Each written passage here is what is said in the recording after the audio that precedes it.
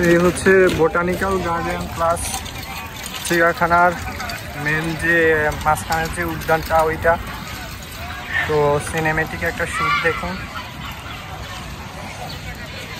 ওইদিকে সামনে maybe parking.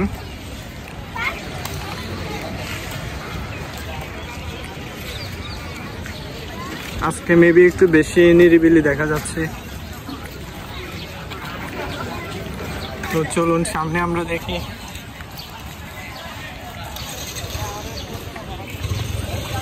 ওই পাশে মেন গেটটা মেবি সামনে ওই পাশে। তো let's go. Maybe main gate থেকে শুরু করে এবার ভিতরের দিকে আস্তে আস্তে আমরা প্রবেশ করি দেখি।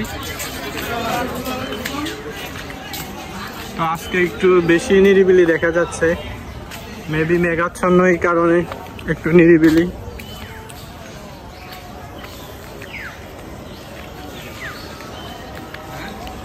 ভিতরের রাস্তাগুলো অনেক সুন্দর, আসলে অনেক মানুষের কোলাহল থেকে এখানে আসলে অনেক নিরিবিলি, অনেক শান্তি পাওয়া যায়। এপাশে কি মেবি এটা হচ্ছে গোলাপ বাগান।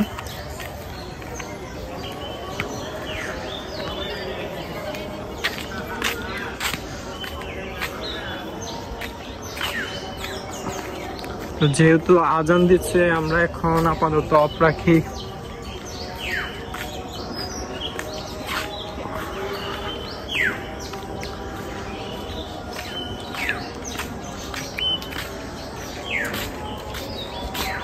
তো সামনে মেবি একটি ওনাদের নিজস্ব আওতাধীন একটি দোকান আছে পাশে, এখানে আপনারা খাওয়া দাওয়া করতে পারে, প্লাস কিন্তু দাম মেবি হাই রেটে অনেক।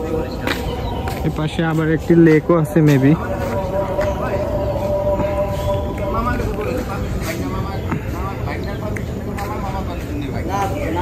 এই হচ্ছে সেই ক্যামিয়া স্ন্যাক্স কর্নার। আমি তো চুকাই না বড় ভাই, আদর দিদি মুখটা খারাপ করেন।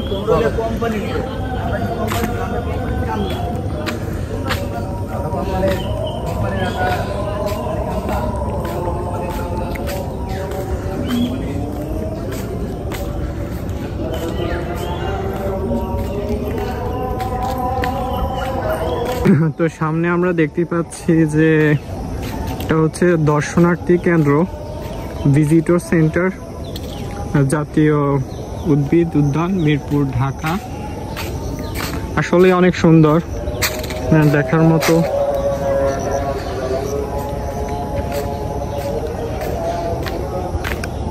যেহেতু আজকে ফ্রাইডে তো এই কারণে এটা অফ। এখন ফুলের ইয়াগুলো অনেক সুন্দর, দেখার মতো। সামনে আবার দেখা যাচ্ছে কিছু কাঁঠাল গাছ।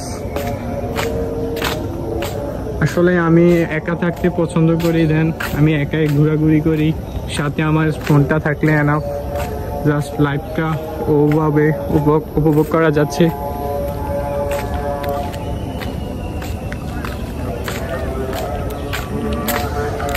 আজকে একটু দর্শনার্থীর সংখ্যা আমার কাছে খুবই কমই মনে হয়েছে।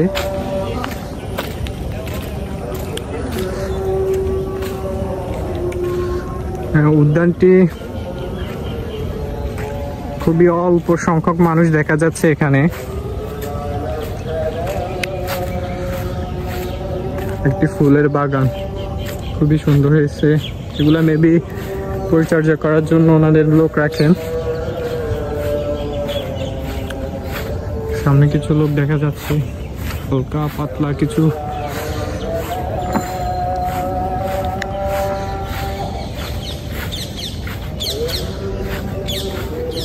তো আমরা এবার বাইরে দেখি কি দেখা যায়।